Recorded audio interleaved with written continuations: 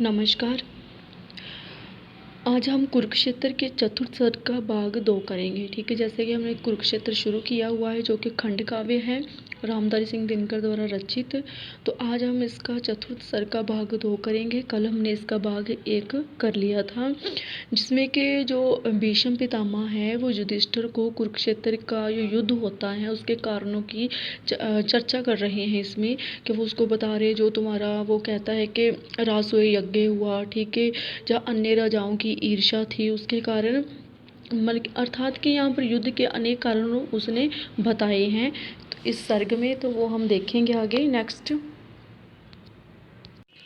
तो देखिए, कोई मंद मूढ़मति नृप ही होता तुष्ट वचन से, विजयी की शिष्टता विनय से, अरि के आलिंगन से। ठीक है, मंद अर्थात निर्बल, मूढ़मति अर्थात मूर्ख, नृप क्या होता है राजा, तुष्ट होता अर्थात संतुष्ट होता है जब संतुष्ट होता है जब प्रसन्न होता है, विजयी अर्थात जो विजय होता है, शिष्टता विनय से, शिष्टता क्या होता है सभ्यता, विनय अर्थात नम्रता, अरि के आलिंगन से, अरि होता है शत्रु और आलिंगन अर्थात गले लगाना।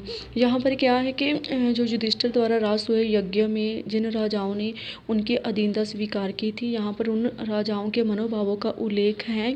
वो बोलते हैं, भीष्म पितामह कह रहे हैं युधिष्ठिर से कि कोई मंद मूढ़ मत नृप ही होता तुष्ट वचन से, कि कोई निर्बल और मूर्ख राजा ही नम्र और मीठे वचनों से, कि जिसका प्रयोग तुमने उसका आदर सत्कार करते समय किया था, संतुष्ट होता है। विजयी के शिष्टता विनय से, अरि के आलिंगन से, और ना ही विजयी के सभ्य एवं नम्र व्यवहार से वह संतुष्ट होता है, और ना ही शत्रु द्वारा उसे गले लगाने से वह संतुष्ट होता है। यहाँ पर कहने का भाव ये है कि भले ही तुमने एक सभ्य जन की तरह नम्रता पूर्वक उन राजाओं का आदर सत्कार किया, किंतु वह तो तुम्हें अपना शत्रु समझते थे, अतः वह तुम्हारे इस व्यवहार से संतुष्ट न हुए थे। चतुर्भूप तन से मिल करते शमित शत्रु के भय को। ठीक है, भूप अर्थात जो राजा थे, शमित अर्थात शांत करते थे, किंतु नहीं पड़ने देते अरि कर में कभी हृदय को, अरि कर अर्थात शत्रु के हाथों में। ठीक है, यहाँ पर वो कह रहा है कि चतुर्भूप तन से मिल करते शमित शत्रु के भय को, के चालाक जा होशियार राजा शरीर से मिलकर शत्रु के डर को दूर कर दिया करते हैं, किंतु नहीं पड़ने देते अरि कर में कभी हृदय को, किंतु वे अपने हृदय को कभी भी शत्रु के हाथों पड़ने नहीं देते, अर्थात वे मन से कभी उस राजा के सामने नहीं झुकते। वे प्रेम का दिखावा ही करते हैं, कभी भी उससे सच्चे मन से प्रेम नहीं करते। हुए न प्रशमित भूप परने उपहार यज्ञ में देकर, लौटे इंद्रप्रस्थे वह कुछ भाव और ही लेकर। तो यहाँ पर वो कह रहा है जिन राजाओं ने उनकी अधीनता स्वीकार की थी, तो भीष्म पितामह उनकी मनोवृत्ति का चित्रण करते हुए कहते हैं कि वह सभी राजा हुए न प्रशमित भूप परने उपहार यज्ञ में देखकर। ठीक है, प्रशमित होना अर्थात संतुष्ट होना या शांत होना, परने उपहार क्या होता है प्रेम की जो भेंट होती हैं, कि वह सभी राजा तुम्हारे द्वारा आयोजित राजसूय यज्ञ में प्रेम की भेंट देखकर ही संतुष्ट नहीं हुए, अपुति लौटे इंद्रप्रस्थ से वह कुछ और ही भाव लेकर के वह यज्ञ की समाप्ति पर इंद्रप्रस्थ लौटे, तो उनके मन में कुछ और ही भाव थे। भीष्म पितामह के यहाँ पर कहने का भाव ये है कि वह सभी राजा तुमसे ईर्ष्या करते हुए वापस लौटे थे। धर्मराज है याद व्यास का वह गंभीर वचन क्या, ऋषि का वह यज्ञांत काल का विकट भविष्य कथन क्या। ठीक है, व्यास अर्थात जो महर्षि व्यास थे, विकट अर्थात भीषण या भयानक।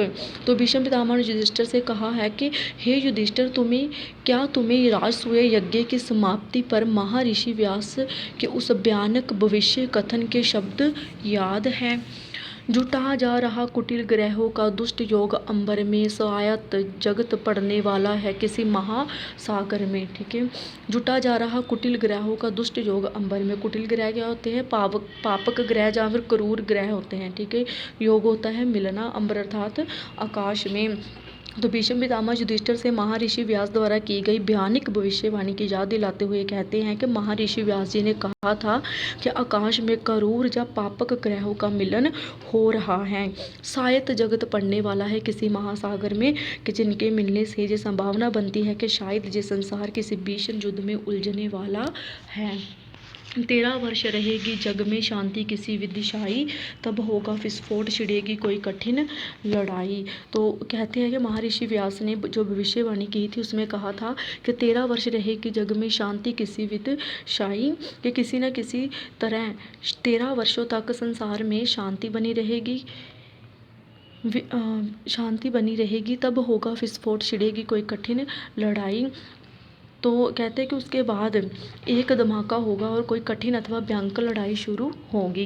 देन आता है होगा ध्वंस कराल काल विप्लव का खेल रचेगा, प्रलय प्रकट होगा धरनी पर हाहाकार मचेगा। तो वो कहते हैं कि उन्होंने कहा था कि आकाश में होगा ध्वंस कराल काल विप्लव का खेल रचेगा। ठीक है, ध्वंस अर्थात नाश होना, कराल अर्थात भयानक, विप्लव अर्थात प्रलय। ठीक है, प्रलय जो महानाश होता है जब क्रांति आती है। ठीक है, तो कहते हैं कि आकाश में कुछ करूर ग्रहों का मेल होने जा रहा है और 13 वर्षों के पश्चात जो लड़ाई छिड़ेगी उसमें भयंकर नाश होगा और समय महानाश अथवा क्रांति का खेल रचेगा। तब धरती पर महानाश प्रकट होगा और चारों ओर हाहाकार मच जाएगा।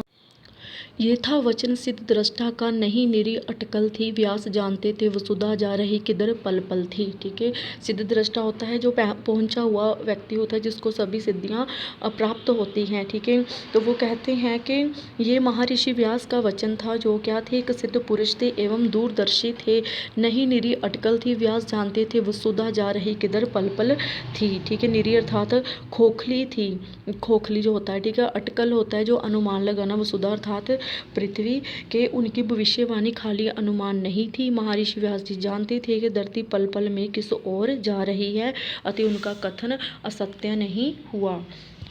सब थे सुखी यज्ञ से, केवल मुनि का हृदय विकल था। विकल होता है बेचैन। वही जानते थे कि कुंड से निकला कौन अनल था। कुंड अर्थात जो हवन कुंड है। ठीक है, अनल अर्थात आग। तो वो कहते हैं कि राजसूय जब यज्ञ हुआ था सभी थे सुखी यज्ञ से, कि उस यज्ञ से सभी लोग सुखी थे, केवल मुनि का हृदय विकल था, केवल महर्षि व्यास का मन ही व्याकुल था, दुखी था। वही जानते थे कि कुंड से निकला कौन अनल था, क्योंकि उन्हें इस यज्ञ के भावी दुष्परिणाम का ज्ञान था। वही जानते कि इस यज्ञ के हवन कुंड से कौन सी आग निकल रही है, अर्थात कि इस राजसूय यज्ञ का क्या दुष्परिणाम निकलने वाला है। इस यज्ञ से ईर्ष्या और शत्रुता और अधिक भड़कने वाली है। भरी सभा के बीच उन्होंने सजग किया था सबको, पग पग पर संयम का शुभ उपदेश दिया था सबको। वो कह रहे कि महर्षि ने तो सारी सभा के बीच सबको सचेत अर्थात सावधान किया था, सजग किया था, पग पग पर, पग अर्थात कदम कदम पर, संयम का शुभ उपदेश दिया था सबको, कि उन्होंने कदम कदम पर सबको संयम धारण करने का उपदेश दिया था। किंतु अहम्य राग दीप्ति नर कब संयम करता है। अहम्य अर्थात जो अहम से, अहम भाव से परिपूर्ण होता है, राग दीप्त अर्थात अनुराग या वासना से रहित, कल आने वाली विपत्ति से आज कहाँ डरता है। विपत्ति अर्थात जो मुसीबत है।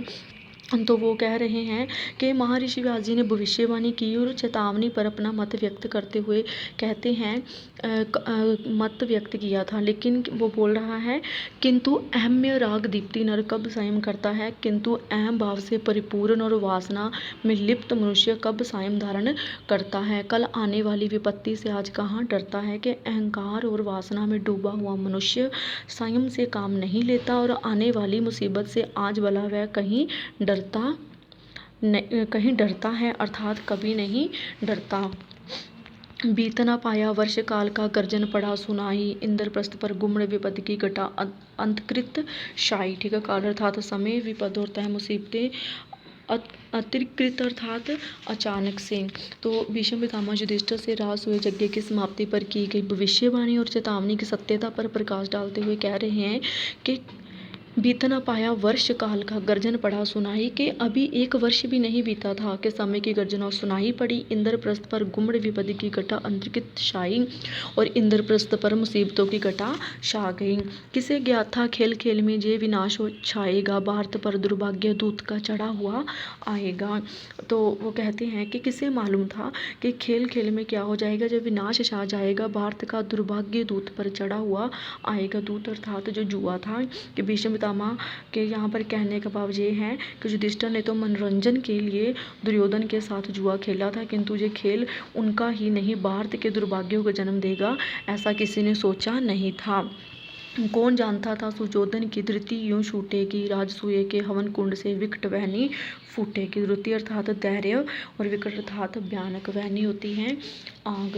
तो भीष्म पितामह युधिष्ठिर से और उसके जुआ खेलने की आदतों के परिणामों की यहाँ पर चर्चा करते हुए कहते हैं कि कौन जानता था कि दुर्योधन का धैर्य इस प्रकार छूट जाएगा, राजसूय के हवन कुंड से विकट वहनी फूटेगी और वह बदले की भावना से पागल हो उठेगा। और कौन जानता था कि राजसूय के यज्ञ से, हवन कुंड से ऐसी भयानक ईर्ष्या की आग फूटेगी। तो भी है सच धर्मराज, ज्वाला नई नहीं थी दुर्योधन के मन में, वह वर्षों से खेल रही थी। तो यहाँ पर जो भीष्म पितामह है युधिष्ठिर से दुर्योधन के मन में पांडवों से होने वाली ईर्ष्या की चर्चा करते हुए कह रहे हैं, तो भी है सच धर्मराज, ज्वाला नई नहीं थी। ज्वाला अर्थात ईर्ष्या की आग के, तो भी है युधिष्ठिर, ये सच है कि दुर्योधन के मन में ये ईर्ष्या की आग कोई नई नहीं थी। दुर्योधन के मन में वे वर्षों से खेल रही थी, कि दुर्योधन के मन में ये आग तो वर्षों से सुलग रही थी। बिंधा चित्तर खग रंगभूमि में जिस दिन अर्जुन शर से, उसी दिवस जन्मी दुर्गनि, दुर्योधन के अंतर से। ठीक है, चित्तर खग क्या होता है, पक्षी का चित्तर, शर अर्थात तीर, दिवस अर्थात दिन, दुर्गनि होता है जो बुरी आग होती है, अर्थात इसको ईर्ष्या की आग कह सकते हैं, अंतर अर्थात हृदय में। तो भीष्म युधिष्ठिर से दुर्योधन के मन में पांडवों के प्रति ईर्ष्या के उत्पन्न होने की एक घटना का उल्लेख करते हुए कहते हैं कि जिस दिन बिंधा चित्तर खग रंगभूमि में, जिस दिन अर्जुन शर से, कि जिस दिन गुरु द्रोणाचार्य की रंगभूमि में अर्जुन के तीर से पक्षी का चित्तर बेंध दिया गया था, उसी दिवस जन्मी दुर्गनि, दुर्योधन के अंतर में, कि उसी दिन से जो ईर्ष्या की बुरी आग दुर्योधन के हृदय में जन्मी थी। बनी हलाहल वही वंशका, लपटे लाख भवन की, दूत कपट शकुनी का, वन जातना पांडु नंदन की। हलाहल अर्थात विष, वंश अर्थात जो खानदान था, लाख भवन क्या होता है, लाख का बना हुआ जो घर होता है। ठीक है, दूत कपट अर्थात जो जुए में बेईमानी होती है, वन यातना अर्थात वन में मिलने वाला कष्ट, पांडु नंदन अर्थात पांडु पुत्र थे जो। तो यहाँ पर वो कह रहा है कि बनी हलाहल वही वंशका, लपटे लाख भवन की, कि जो ईर्ष्या वो कर रहे थे, कि यही ईर्ष्या सारे खानदान के लिए क्या बन गई थी, विष का रूप बन गई थी। दूत कपट शकुनी का, वन जातना पांडु नंदन की, कि इसी ईर्ष्या की लपटें हमें पांडवों को मरवाने के लिए बनाएंगे लाख के घर में देखने को मिली।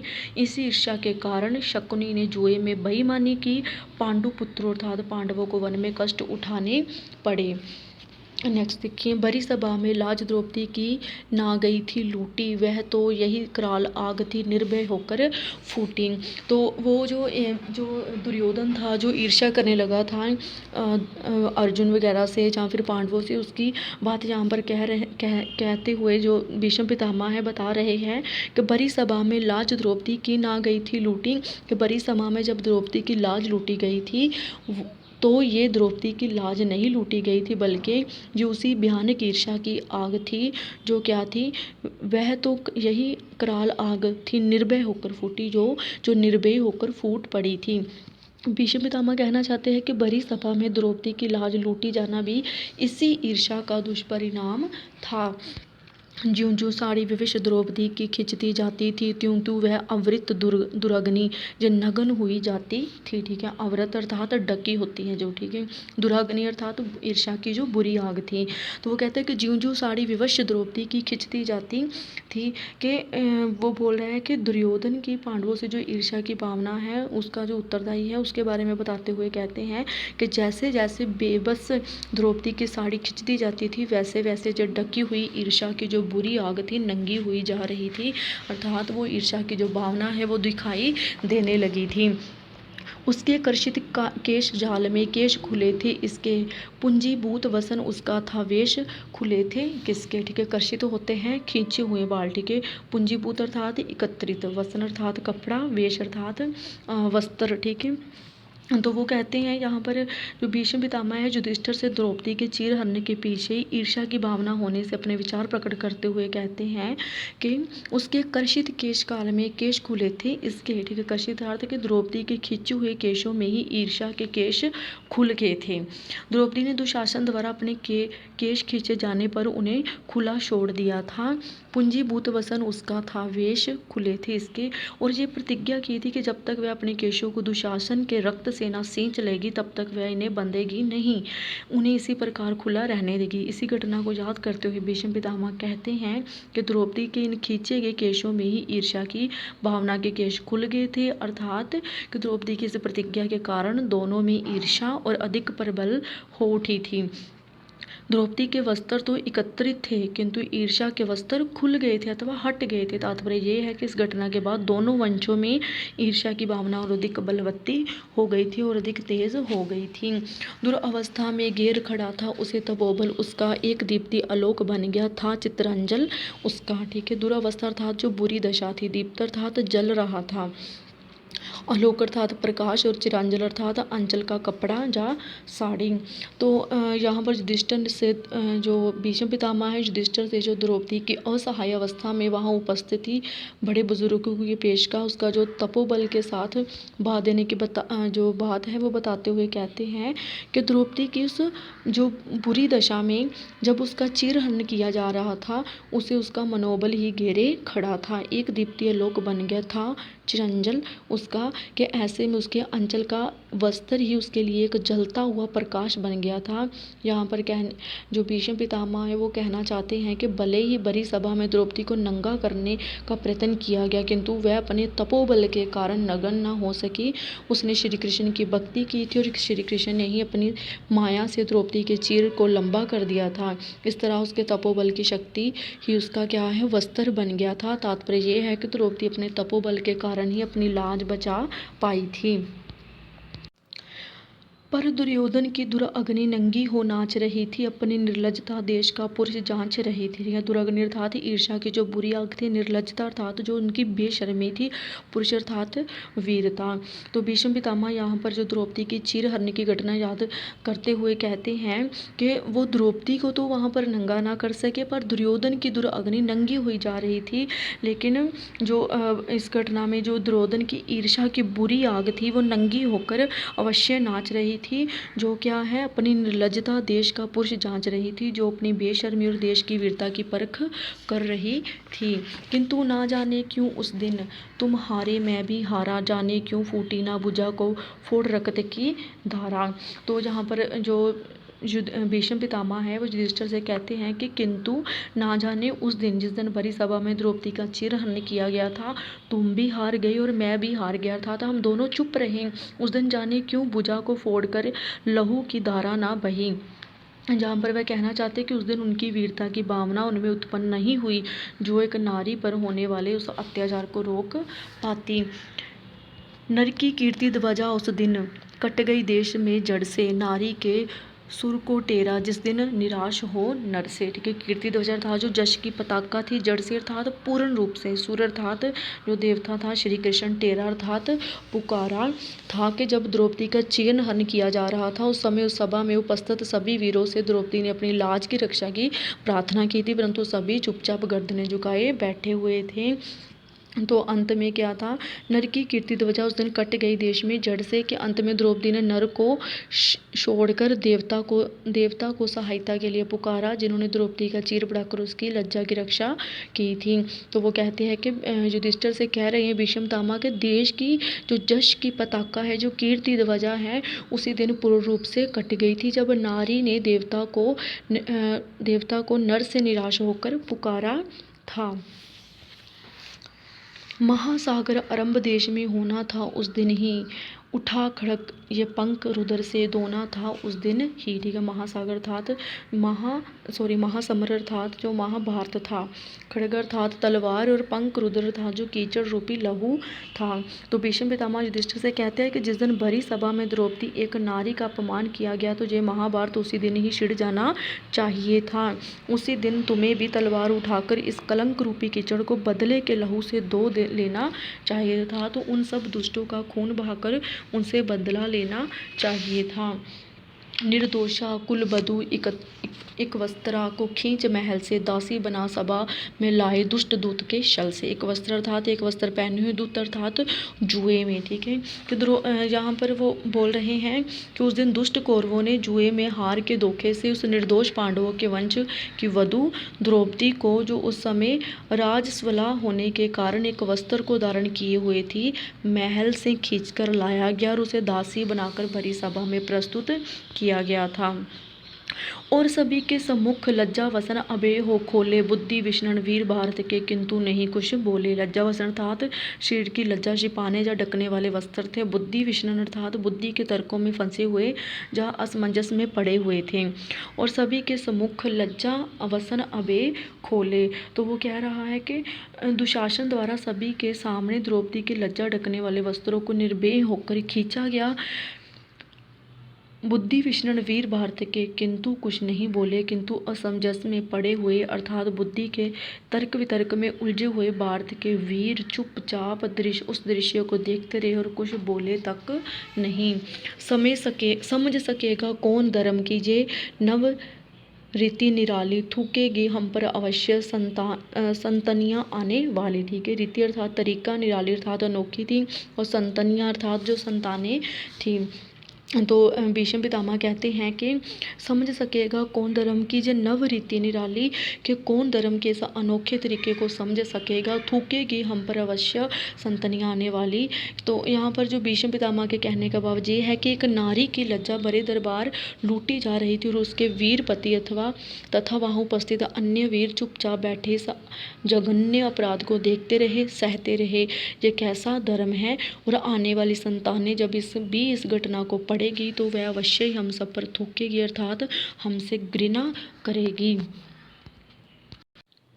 उस दिन की स्मृति से छाती अब भी जलने लगती है। स्मृति अर्थात याद, छाती जलना अर्थात कष्ट होना, भीतर कहीं छुरी कोई हथ पर चलने लगती है, हथ अर्थात हृदय पर। तो भीष्म पितामह द्रौपदी चिरहरण की घटना के समय स्वयं को चुप रहने पर पश्चाताप करते हुए युधिष्ठिर से कहते हैं कि उस दिन की याद से मेरी छाती अब भी जलने लगती है, अर्थात मुझे बहुत कष्ट हो रहा है, मेरे भीतर कहीं कोई छुरी मेरे हृदय पर चलने लगती है, मुझे ऐसा प्रतीत होता है। दिक दिक मुझे हुई उत्पीड़न, सम्मुख राजवधूटी आंखों के आगे अबला की लाज खलौने लूटी। दिक्तिक अर्थात धिक्कार है, उत्पीड़ित अर्थात स्थाई कही, राजवधूटी अर्थात जो राजवधू थी, अबला अर्थात असहाय, खलो अर्थात दुष्टों ने। तो भीष्म पितामह द्रौपदी के चिरहरण की घटना को याद करते हुए उस पर पश्चाताप करते हुए युधिष्ठिर से कहते हैं कि मुझ पर धिक्कार है कि जो मेरे सामने ही राजवधू द्रौपदी सताई गई, उसको उत्पीड़न किया गया। आंखों के आगे अबला की लाज खलौने लूटी, कि मेरी आंखों के सामने ही दुष्टों ने उस असहाय नारी की इज्जत लूटी और मैं उसे समय चुप रहा, और मुझ पर इस कारण धिक्कार है। और रहा जीवित मैं, धरणी फटी ना दिग्गज डोला, गिरा ना कोई वज्र ना अंबर गर्ज क्रोध में बोला, ठीक है। धरणी अर्थात धरती, दिग्गज अर्थात दिशाओं का, हाथी अर्थात प्राचीन साहित्य में लिखा है कि चारों दिशाओं को 4 हाथियों ने उठा रखा है, उसको यहाँ पर दिग्गज बोला गया है। वज्र अर्थात बिजली, अंबर अर्थात आकाश। तो भीष्म पितामह उस दिन की जो घटना है याद करते हुए पश्चाताप करते हुए कहते हैं कि और रहा जीवित मैं, धरणी फटी ना दिग्गज डोला, कि मेरी आंखों के सामने राजवधू द्रौपदी की लाज लूटी गई और मैं चुप रहा और जीवित रहा, कि उस दिन धरती क्यों ना फट गई जिसमें मैं समा जाता। गिरा ना कोई वज्र ना अंबर गर्ज क्रोध में बोला, कि सारी प्रकृति क्रोध में पागल क्यों ना हो गई, कोई भी दिशाओं की रक्षा करने वाला हाथी क्यों नहीं डोला, आकाश से कोई बिजली क्यों ना गिरी, जहाँ आकाश की क्रोध में भरकर गर्जना करता हुआ क्यों ना बोला। जिया प्रज्वलित अंगारों सा मैं आजीवन जग में, रुधिर नहीं था आग पिघल कर बहती थी रग रग में। प्रज्वलित अर्थात जलता हुआ, जीवन अर्थात जीवन भर, रुधिर अर्थात लहू, रग रग अर्थात नसों में। तो वो कहते हैं अपना पश्चाताप करते हुए कि कहते हैं कि जिया प्रज्वलित अंगारे सा मैं आजीवन जग में, कि मैं जीवन भर इस संसार में जलते हुए अंगारे के समान जिया, अर्थात मैं कभी भी किसी के सामने झुका नहीं, रुधिर नहीं था, आग पिघल कर बहती थी रग रग में, कि मेरी नसों में लहू नहीं, पिघली हुई आग बहती थी, अर्थात मैं इतना वीर, इतना सक्षम था कि सारे संसार को नष्ट करने की शक्ति मुझ में थी। ठीक है, इस कारण क्या है कि वो द्रौपदी की जो चीरहरण की घटना है उस पर पश्चाताप भी इस बात को लेकर करते हैं। जे जन कभी किसी का अनुचित दर्प न सह सकता था, कहीं देख अन्यायी किसी का मौन न रह सकता था। जे जन अर्थात जे व्यक्ति जहाँ वो अपने बारे में कह रहे हैं भीष्म पितामह। ठीक है, दर्प अर्थात घमंड, मौन अर्थात चुप। तो भीष्म पितामह अपनी जो प्रकृति के बाद जो अपना व्यवहार है, ठीक है, जो उसने जिया था, वो उसका ब्यौरा देते हुए युधिष्ठिर से कहते हैं कि जे जन कभी किसी का अनुचित दर्प ना सह सकता था, दर्प अर्थात अहंकार, कि जीवन में मैं कभी किसी का अनुचित घमंड या अभिमान नहीं सहा मैंने, कहीं देख अन्याय किसी का मौन ना रह सकता, कि कहीं किसी पर अन्याय होते देखकर मुझसे चुप नहीं रहा जाता था। यहाँ पर उनके कहने का भाव ये है कि ना जाने उस दिन अबला द्रौपदी पर अन्याय होते देखकर चुप क्यों रह गया। सो कलंक वह लगा नहीं धुल सकता जो मैंने, जो धोने से भीतर ही भीतर जलने या कंठ फाड़ रोने से। तो वो कहते हैं कि उस समय मेरे चुप रहने पर मुझ पर जो कलंक लगा वह मेरे धोने से भी धुल नहीं सकता है, भीतर ही भीतर जलने या कंठ फाड़ रोने से। तो वो कहता है कि इस कलंक से मैं भीतर ही भीतर जल रहा हूँ, मैं गला फाड़ कर रो भी नहीं सकता, ऐसा करने से मुझ पर लगा जे कलंक धुल नहीं सकता।